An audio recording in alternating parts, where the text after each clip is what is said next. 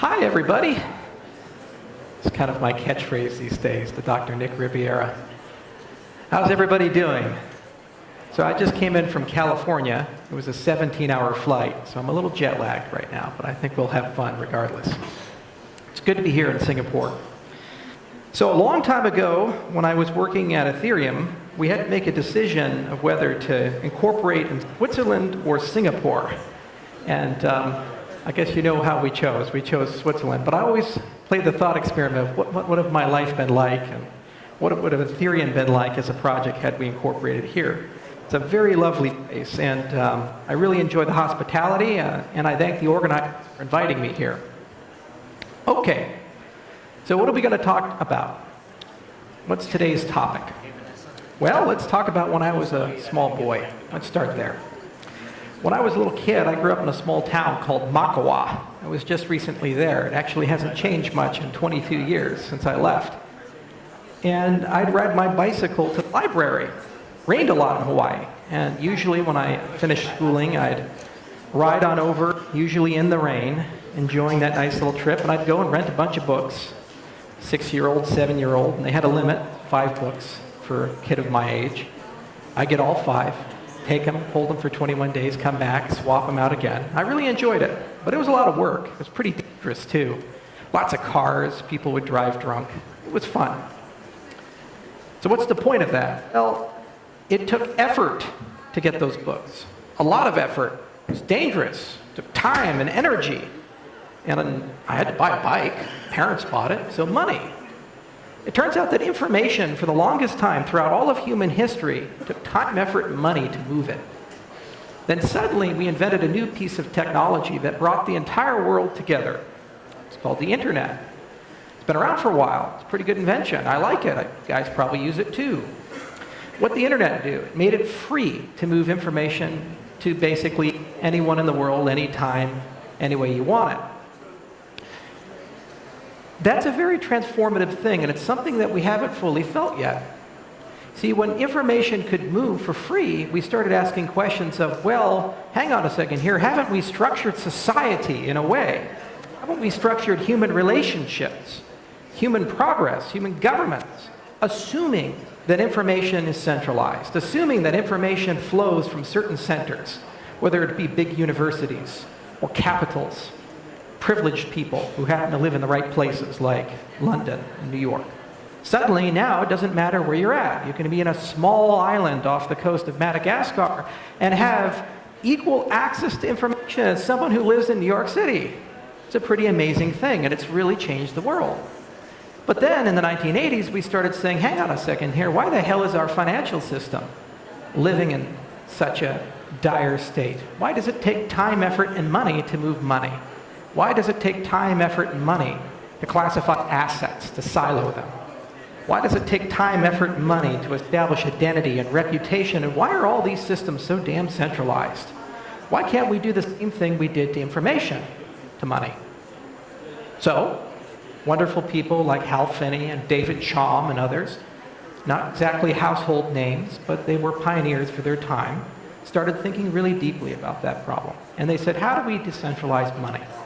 How do we reinvent money, reinvent value, the representation of assets, identity?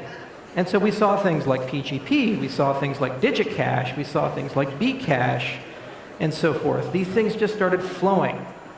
And every single one of them was compositional, additive. They built on top of each other. And then eventually, eureka! In 2009, Bitcoin comes out.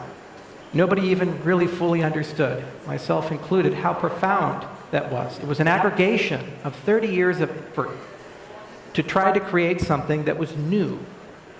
Now the world realizes we're at our all-time high. I think $500 billion. We'll pass that. Dozens of countries are seriously competing, and it doesn't matter where you come from, your culture, your language. It doesn't really matter your philosophy, your religion, your business sector. Everybody says blockchain this, crypto that. It's pretty magical. So what the heck are we actually trying to accomplish? What are we really doing? What's the point of all of this? So back in 2011, that's when I first entered this space. I read the white paper and I said, yeah, that's a pretty good idea. I was kind of a Ron Paul guy. I liked gold. I liked alternative economics. So I said, I'll sign up for a meetup group. I went. And there was 2 people who registered for it, myself and another person.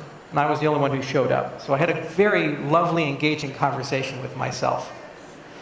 And over the last 7 years, I've kept that conversation up. It's become a little bit more verbose, and it's become a little bit more engaging and dynamic. And I think the point of all of this is for us to have a re-examination of the fictions that the world is built on. You see, the other story to tell is the story of us, where people came from. Long time ago, very long time ago, before we had cities in Singapore, before we had the airplanes and the trains and religions, there was over 20 different species of people, of hominids. And we were just one of them. You know what happened is we killed the rest of them. We beat them. Either outbred them, ate them, killed them in war. Didn't matter, we won. Why?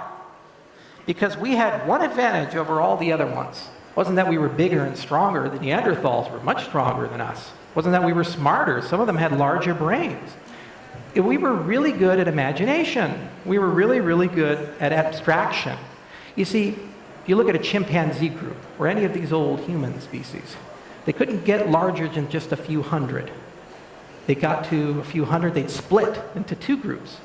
But we humans are really, really good at making up things like religions, sky gods, brown gods. Instead of saying, hey, let's just look at self-interest. No, let's die for the government.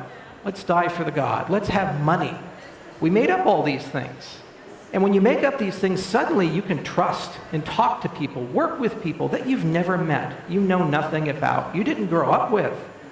And guess what happens when you can trust and coordinate with people who you never grew up with? You can go from 200 people to an empire of millions and eventually billions. The world is constructed this way. Corporations are like this. Does Microsoft exist? Is there a little place you can go to and you can point to and say, that is Microsoft? You can go to their corporate headquarters. Okay. But where in the corporate headquarters is Microsoft? Is it the CEO's office, the chairman's office? No, it's made up. And the same for money. Does money really exist? It doesn't exist. It's pointless. There's just consensus that some piece of paper with often a dead person on it, or if you're from England, a live person, and then suddenly this is worth something? Well, this is a piece of paper. Why is this not worth anything? Because no one agrees to that. So the magic of the cryptocurrency space, the magic of what we're doing here, is we're starting to pull the curtain back to the entire human species.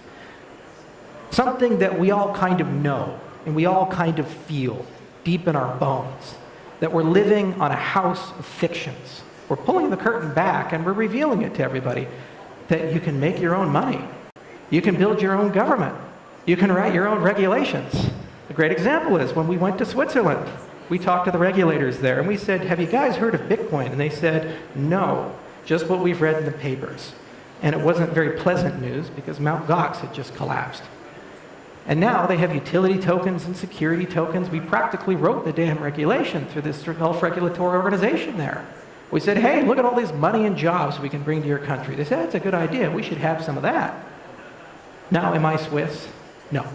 Am I German? No. Do I speak Swiss German? No. But it was a good idea. It was good fiction. And it was something that solved a problem for them. And so clever enough people decided to adopt that. Now they have Crypto Valley. And it's the same here in Singapore and it's the same for the rest of the world. So the true value of the cryptocurrency space, the true value of what we do here, is we're actually having a broader, explicit discussion about what the 21st century is going to look like. Who's going to be in control? How will we do business with each other? How will you secure your money? What does property mean?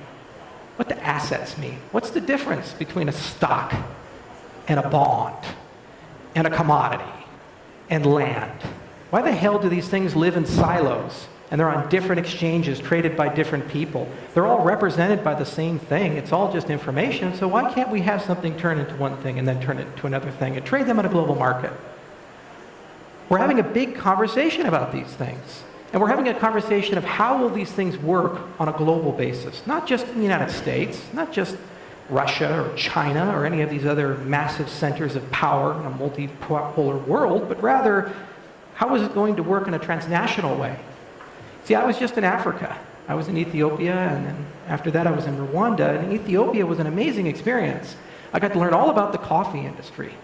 Ethiopia has 1.5 million coffee farmers, most of them on less than a hectare a day, and it's the strangest thing when you go there, if you actually tour them.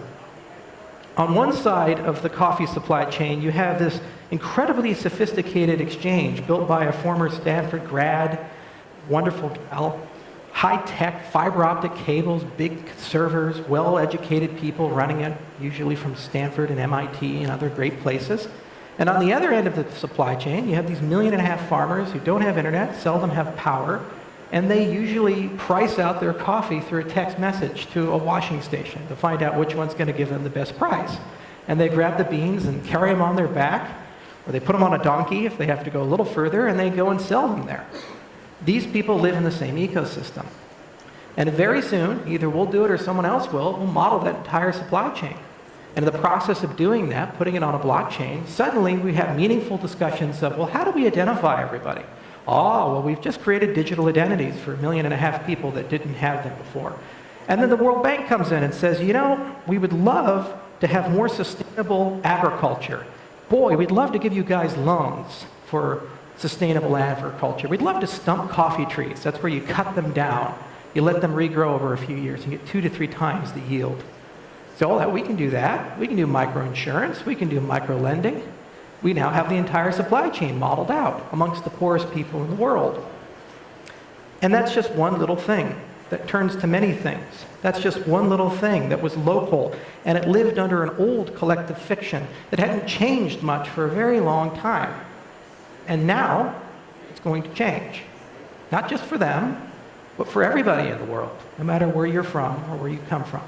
It doesn't matter who you were born to. It doesn't matter the country you were born to. You're going to have access very soon, in the next 10, 20 years, to one of the largest, if not the largest, global markets. And you're going to have access to the same customers I do. You're going to have access to the same knowledge I do. That's what the internet brought us, and that's where we're headed. So then it begs the question of, well, how should we construct this system? What should it look like? Is the default state to this system that it's equitable and transparent and fair and free, and that everybody can use it? Or is the default state that it's centralized or federated, that there's going to be gatekeepers of necessity plaguing the system, sucking value out like vampire squids? Well, what is it going to look like? And the answer is, I don't know, because we have yet to decide that. Every generation has a challenge. In my grandfather's time, it was, who gets to run the world, the Nazis or the Americans? And then the next generation's time was, who gets to run the world? Is it the Americans or the Soviets? Then the Soviets collapsed, and we had different questions and different challenges. Mine has to deal with this whole damn terrorism thing, amongst other things. So this generation's time is to decide, what will the world financial system look like? The default state is to centralize and to control. Right now, there are certain countries that shall remain nameless that are thinking really carefully about how do we create numbers and attach them to our citizens, kind of like a My Citizen score. All your social media, all your travel records, your political opinions, these things, they go into one little profile, they normalize all of it, give you a number. Higher the number, the better citizen you are. The lower the number, the worse citizen you are. Number gets too low, you can't travel. Number gets too low, they revoke your passport. Number gets too low, your taxes go up. Number gets too low, you lose your girlfriend. Not so good. And guess what? When money goes digital, number gets too low, they shut your money off. That's not a fiction. It's a reality that we will go to by default if we do nothing. I live in America, live in Colorado. Wonderful place, still got my boots on, have a horse. It's a good place to grow up, good place to live. I used to live in Virginia, and I remember every now and then, Virginia, you'd have a drywaller. You'd have somebody, lives in a cash economy, just got paid for a long job, 2-3 months of work. Police would pull them over, and you'd have a bunch of cash in the car, and they'd confiscate it. It's called civil asset forfeiture. Have to spend 6 months to a year fighting the government to get it back. The land of the free, the cops take your money, and you have to fight to get some of it back, not all of it. Doesn't sound so free, does it? That's the reality that a lot of people live in. So it doesn't matter where you grow up, it doesn't matter which country you are in, countries will take liberties if you give it to them. So, we as a community, as the architects of the fictions of this world, must make a decision of where do we want to go and what do we want to do.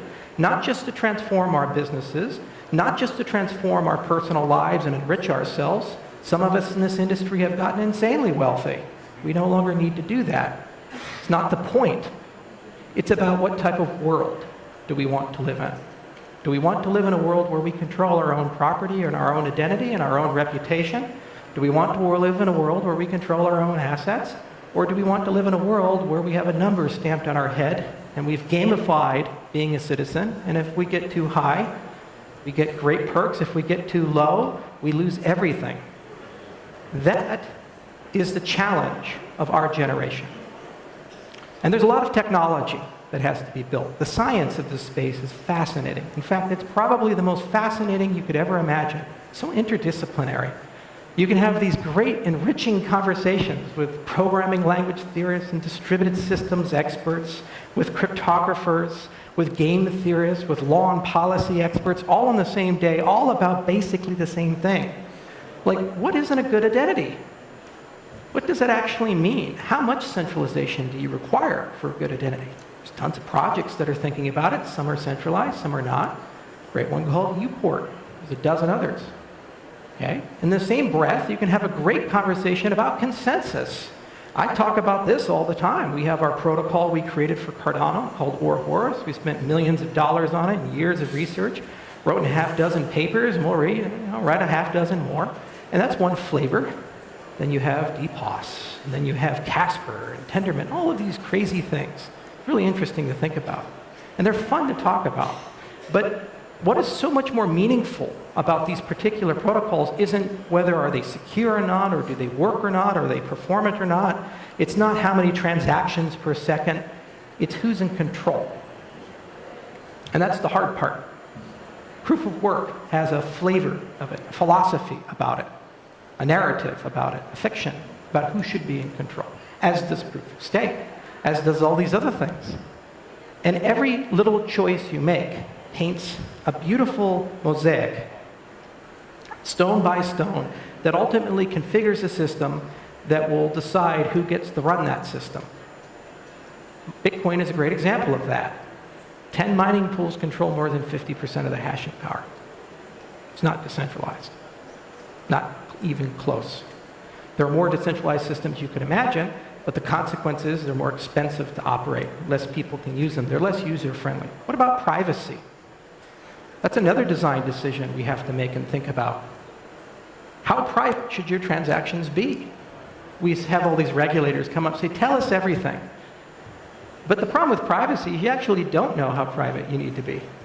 As a thought experiment, imagine if you grew up in Iraq back in the 1970s. And they'd say, are you a member of the Ba'ath Party? And you'd say, of course. Best party in the whole world. Saddam is our father. He leads us. You'd say these things because if you didn't, you'd get killed or you'd lose opportunity. So of course you'd get close to that party. Any sensible, reasonable person would. You'd pay lip service to it. And then fast forward to after America invaded and debathed the country. Are you a member of the Ba'ath Party? Oh, no, don't know those guys, hate those guys. Why? Because if you were, you couldn't serve in any meaningful position. The country was kind of purged of that. Same piece of information, same status. Clock goes in one direction, different results. So what if you publicly announced on an immutable ledger that cannot be changed for all to see that you were a member? You've basically written yourself onto a blacklist, which you might not even know is coming for decades. Your children might not know it's coming. That's the challenge with privacy. So how private should things be? We have this global regulatory system, KYC, AML. God damn, those laws are shitty. I hate them. I really do. It's the craziest thing. It's like spy on your own customers, collect enormous amounts of information. We won't tell you what's good enough, and if you screw up, you get a big fine. Have fun. And by the way, we'll change the law every 5-10 years, and just be on your toes. Okay. What's the point of that? Well, because we need taxes, and we need to understand what's going on, facts and circumstances behind who's doing business with you. Who's a good customer? It's not our job to tell you that, but we'll let you know when you're doing business with one of them, usually with a fine or jail time. Great, guys, thank you. Well, guess what? We're moving to a completely new world, a global world, where it's becoming harder and harder to know who the good people are and the bad people are, harder and harder to know what the good money is, the bad money is. There's just too much of it. What if we had a notion of minimum viable escalation for compliance? What if instead of people, you thought about transactions? Imagine a world where you just ask questions about where the funds came from. Zero knowledge questions. Is the person over 21? Is the person a US citizen? Is the money taxed? And you get yes, no. And every country has a list of questions you have to ask. And you can ask them in an automated way, and you gain only that knowledge.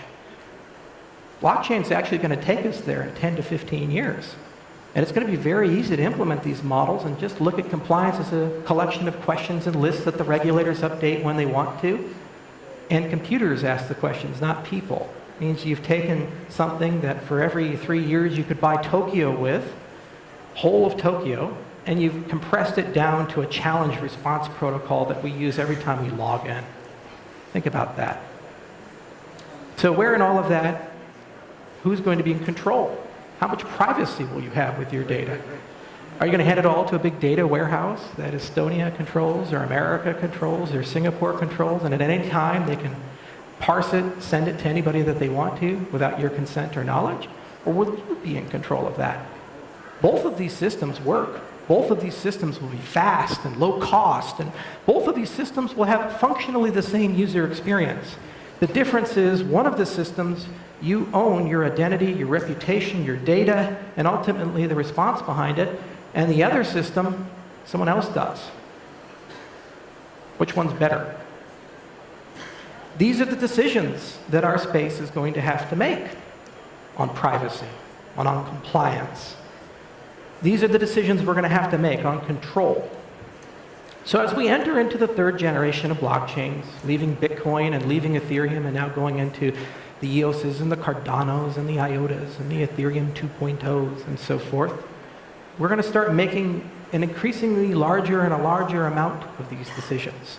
We're going to start making decisions about who's in control and how private do we need to be. We're going to start making decisions about how do we represent assets and knowledge, and can assets be frozen, can transactions be rolled back, and so forth.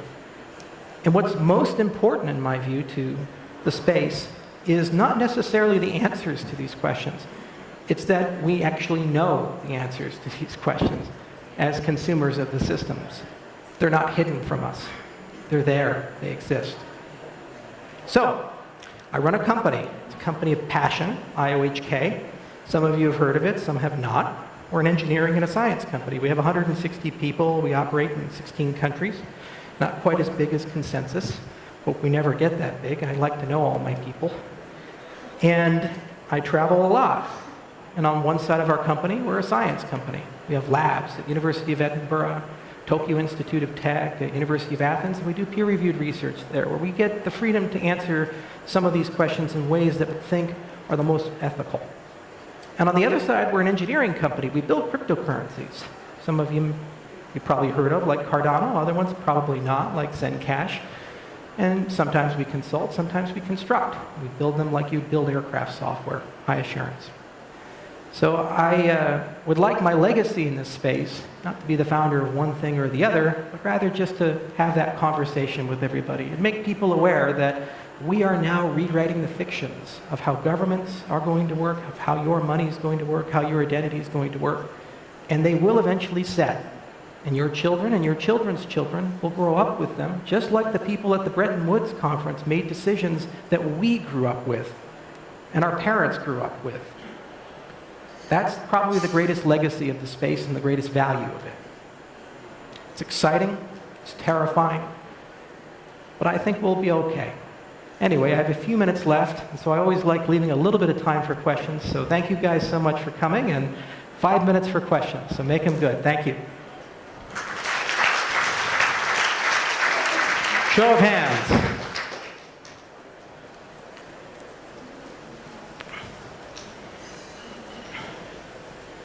Thanks for... Hello, hello. You can hear? Okay, great. Yeah, thanks for the talk. I completely agree, and I love the way you're going. But just a question on, you say about architecture and decisions, and definitely there needs to be architecture and decisions made. But isn't also, what is actually finally successful more driven by consumer behavior rather than the best product out there, like VHS Betamax? Right. You can build a great VHS, but then Betamax, but then everyone buys VHS because everybody else does. Yeah, well, consumers don't know what they want. If you went to consumers in 2005 and you said, consumer, tell me what you want for a mobile computer, and they would be like, oh, well, I want a laptop, and maybe it has a keyboard here, and you have your turducken of computation. Would they have come up with the iPhone? No. Consumers are given choices, and they make decisions based upon the choices that they're given. The point of being an entrepreneur, the point of being a dreamer, is that you have the freedom to give somebody a choice they never considered, a solution that they never considered to a problem they might not even know they have. Most people are not trained to think about the privacy implications of their behavior. This is why Facebook was so surprising to so many people. They're starting to wake up a little bit about the consequences of decisions they've already made.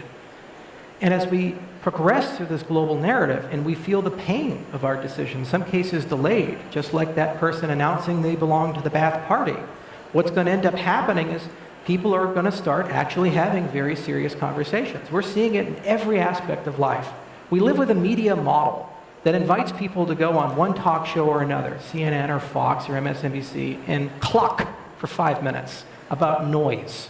Who did this? Who did that? Meanwhile, there's a completely parallel media model that's being built out with Sam Harris and Joe Rogan and Jordan Peterson, where they're having these deeply engaging conversations on podcasts, some cases 3-hour conversations about topics as foundational as what is the nature of truth, postmodernism, what is the nature of being a virtuous and good person. It's almost as if we've gone back to Greece and we're having Diogenes lecture us in the marketplace suddenly. And you'd say, oh, well, that's a small elite group of people that listen to these things. No, because we got truckers, and we got forklift operators. We got a lot of middle-class people who have a bunch of time because they're doing boring things. And they can put on their headphones and listen. So when Peterson goes and lectures, 3,000 people show up, most of them middle class, not university professors. In fact, those ones usually don't come, or they come to protest them. So we're seeing a parallel dark web of intellectuals formed to talk about the nature of society and who we should be, and what does it mean to be human, and what does it mean to be virtuous. And at the same time, we see the cryptocurrency movement having that same discussion. These Wall Street guys look at these valuations and they say, oh God, how can this thing be worth $5 billion and $10 billion? It makes no sense. It only makes sense because people choose to make it make sense, because there's hundreds of thousands of people that have just woken up and decided to price it that way. So if you're talking about in terms of how many widgets do you have, and talking about in terms of how many buildings do you have, and where's the gold, it's meaningless. If you talk about it in terms of, we have brought together 100,000 people to do something, that's a very meaningful thing. That's an army. That's something you can use to take countries down. But those people don't know what they want. They don't even know what the decision space is. They don't even know what the solutions can look like. And they have to have choice, thousands of choices, many of which will be blatant failures, some of which will be scams, and they'll figure it out eventually. What our duty is to be moral and ethical about the presentation of choices. It's kind of funny, we print our own money. Think about it. We're central banks, the cryptocurrency architects. Yet everybody worships the ones that have become rich in terms of fiat. Look, this guy's on the Forbes list. He's a billionaire now. In terms of dollars, the whole point was to leave that system. Yet we still worship people who got rich in the old system. So things are going to change. Society is going to change. Solutions are going to change. And yes, things do need to be made consumer friendly, but it will take time for that. The internet is a great example of that. We all knew in the 80s, the really people who were paying attention, that this was going to transform society. It still took 2 decades to see the web browser and Gmail and a whole bunch of other things materialize out of that. And it took decades still for that to completely solidify and become mobile and accessible to the remainder of the human race. And experiences are still evolving and changing. And the same will be true for our space. The difference is we're moving a little bit faster in this space, and we have actually a lot more people relative to that growth rate. All right, we have time for one more question.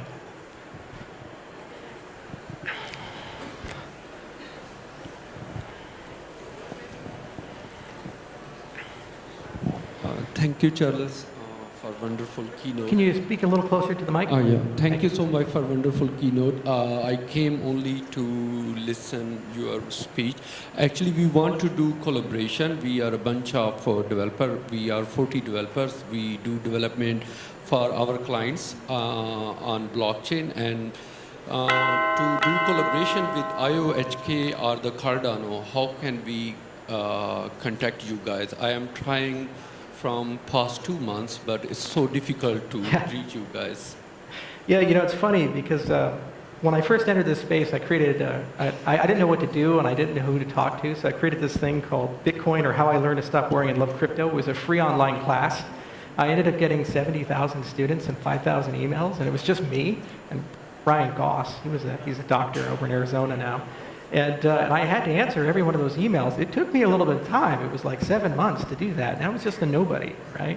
Now we've gotten a little bit bigger, and so I do get a lot of messages. So first, I apologize that we haven't been able to get back to you yet. We actually haven't set up an official business development. I wish I had Consensus's ability to manage business development. That's one thing we're not so good at, and that's okay.